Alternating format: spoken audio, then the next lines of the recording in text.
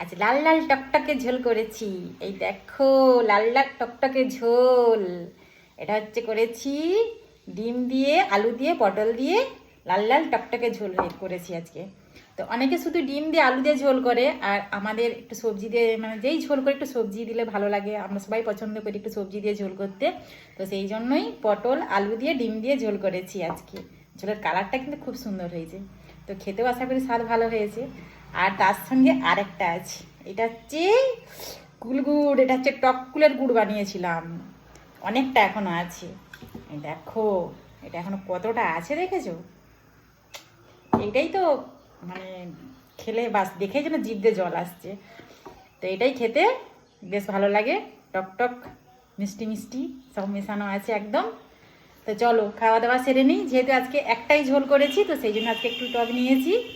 আর অন্যান্য দিন টক প্রতিদিন খাইনি, তো যেদিন একটা দুটো তরকারি করে সেদিন টকটা নিই। তো আজকে সেই জন্য টক নিয়েছি। তো চলো চটপট খাওয়া দাওয়া সেরে নিই। তো তোমরাও চটপট সবাই খাওয়া দাওয়া সেরে নাও। টাটা।